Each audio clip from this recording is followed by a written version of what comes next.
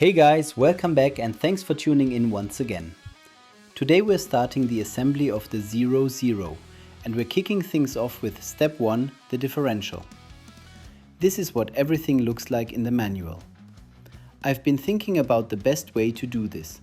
Of course, I could simply build the differential completely on camera and let you watch the entire process. However, that would probably be a bit boring and would also take quite a lot of time. So instead, we're going to shorten things a little. I'll assemble the individual components first and then show you the finished differential as well as the next steps. After that, I'll go over what I noticed during the build, what you should pay attention to, and what the differences are compared to the previous model and other current touring cars on the market. So, let's get started. This here is the new differential. This is what it looks like fully assembled. There really isn't anything special to watch out for during assembly.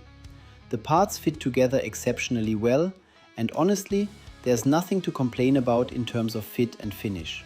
What immediately stands out, especially if you're familiar with the previous model, is that the differential has been completely redesigned. The overall layout is much more modern now. For example, the differential now uses 4 ball bearings. Previously, there were only 2. Naturally, this helps the differential run more smoothly and also makes assembly much more pleasant compared to the older version. That means the differential is now absolutely up to date from a technical standpoint and follows the same design philosophy used in today's top-level touring cars. A very similar system is used by Schumacher in the Mission 10, and I believe it was already used in the Mission 9 as well. The new ARCA 11 also uses a very similar differential concept. So, what should you pay attention to during assembly? The most important thing is the final differential cover. When you install and tighten the 4 mounting screws, make absolutely sure that the screw heads sit completely flush inside the cover. Nothing should stick out and the screws should obviously be installed perfectly straight. If the screws don't sit fully recessed in their original state, I would recommend carefully touching up the countersinks with a countersink tool. You only need to remove a tiny amount of material for the screw heads to disappear completely into the cover. Why is this important? If the screw heads stick out, there's a chance that the bearing housings may rub against them later while driving. Especially when the chassis flexes or twists slightly under load, contact can occur. It usually wears itself clear fairly quickly, but it creates unnecessary wear and can easily be avoided with a little extra care during assembly. Another thing I can show you are the markings on the differential itself. There's a scale from 1 to 10. You can mark these positions or color code them so that you can immediately identify which differential oil is currently installed. It's a nice touch and definitely an interesting detail. Whether you'll actually use it is another question. Personally, I'd consider it more of a small gimmick, but anyone who likes to keep track of different setups will probably appreciate it. Now let's compare the old model with the new one. The first thing you'll notice is that the ball bearings have become significantly smaller. Generally speaking, that also means they may wear out more quickly.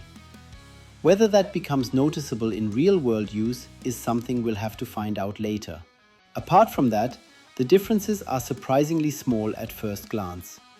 The housing design has changed slightly, but overall both differentials look very similar. Things become much more interesting when we look at the weight. Here we can see a very noticeable difference. The new differential weighs 25.2 grams. While the old one comes in at just over 31 grams. That gives us a weight reduction of almost 20%. Since we're already talking about the drivetrain, let's take a look at the spool as well. The difference here is even more impressive. The new spool weighs 12.7 grams, while the old version weighs 17.2 grams. That's a weight reduction of nearly 30%. As a result, the rotating mass throughout the entire drivetrain is significantly reduced.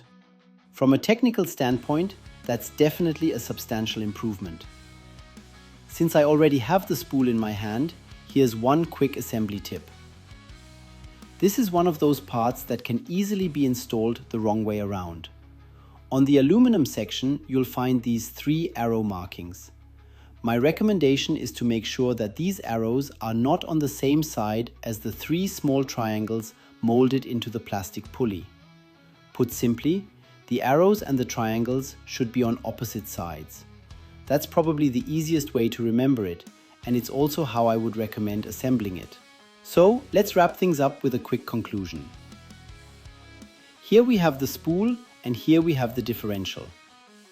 The assembly process was completely trouble-free from start to finish. All parts are manufactured to a very high standard. The fit is excellent, and the overall quality feels exactly as premium as you would expect from this manufacturer. That brings the first stage of the build to a close. Tomorrow we'll continue with the chassis and suspension arms. We'll see how far we get and what interesting details we discover along the way. For now, thank you very much for watching.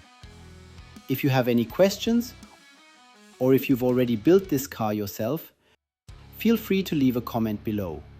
I'd be interested to hear about your experiences and impressions so far. And with that, I'll see you again in the next video. Thanks again for watching, take care, and see you next time.